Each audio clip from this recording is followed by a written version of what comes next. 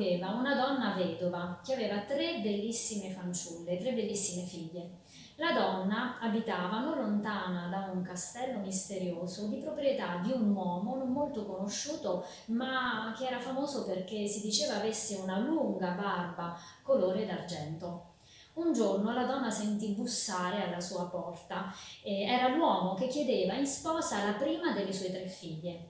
La donna era alquanto preoccupata, ma la fanciulla accettò la proposta di Barba d'Argento e venne quindi accompagnata nel castello in cui abitava.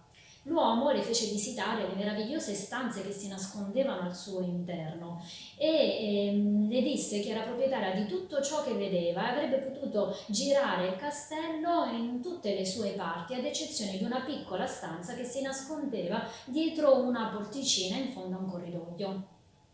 La donna disse di non essere affatto interessata a visitare la stanza proibita e che avrebbe volentieri girato per il castello. E così fece il giorno dopo. Barba d'Argento uscì presto di casa, ma prima di andarsene lasciò una rosa intrecciata tra i suoi capelli.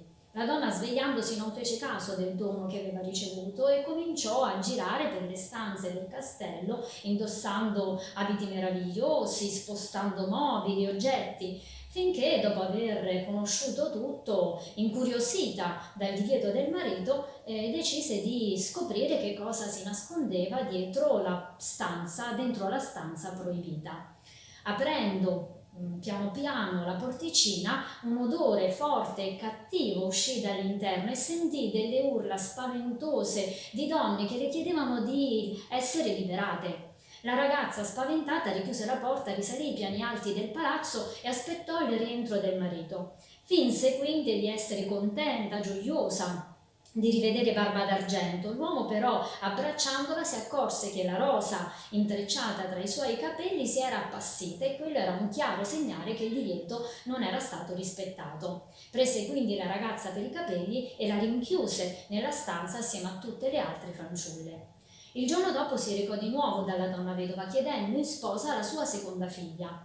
Anche la seconda ragazza accettò perché voleva lasciare la vita di stenti a cui era costretta e, come per sua sorella, fu invitata a visitare le stanze del palazzo del quale sarebbe stata la proprietaria. Il giorno dopo accadde esattamente quello che era accaduto per la sorella maggiore. Dopo aver visitato tutte le stanze del palazzo, la ragazza, incuriosita, finì per aprire la porticina segreta. Al rientro, Barba d'Argento notò il fiore appassito tra i suoi capelli e anche la seconda figlia della donna vedova venne rinchiusa all'interno della stanza proibita. L'uomo si recò quindi il giorno seguente a casa della donna e, come per la primogenita, riferì che anche la secondogenita era morta a causa di una malattia. Chiedeva quindi in sposa la terza figlia.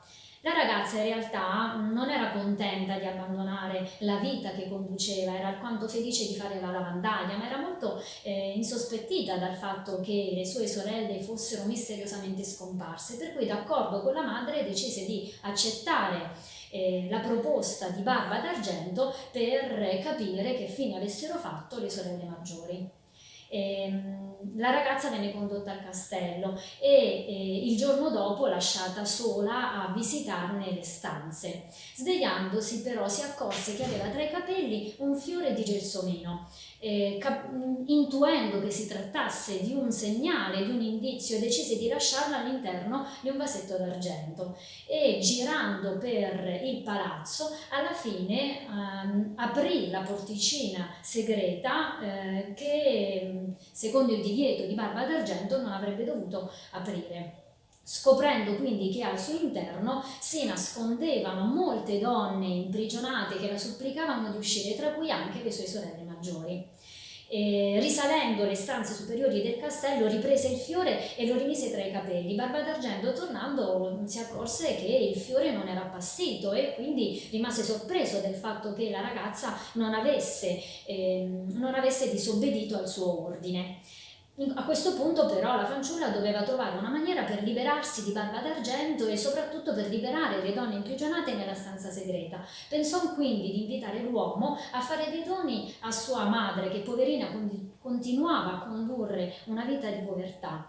Ogni giorno chiese a Barba d'Argento di portare una scatola contenente dei doni, dei beni per la madre. In realtà Barba d'Argento non sapeva che all'interno delle scatole si nascondeva ogni giorno una delle fanciulle imprigionate all'interno della stanza segreta. Le prime ad essere liberate furono le sue sorelle e poi tutte le altre donne prigioniere. A questo punto la ragazza cercò un modo per scappare dal castello e per sbarazzarsi di Barba d'Argento. Pensò quindi di invitarlo a mostrargli che cosa si nascondeva nella stanza segreta. Barba d'Argento accettò, anche se era molto sorpreso dalla richiesta della ragazza, e quando aprì la porticina segreta si accorse che era completamente vuota. Rimase stupito, incredulo e preso da tanta incredulità la ragazza approfittò per spingerlo all'interno e chiudere alle sue spalle la porticina. Di Barba d'Argento non si seppe più nulla da quel momento. La ragazza tornò dalla sua famiglia e assieme alla madre, alle sorelle e a tutte le persone del villaggio poté godere delle ricchezze che l'uomo misterioso aveva misteriosamente lasciato.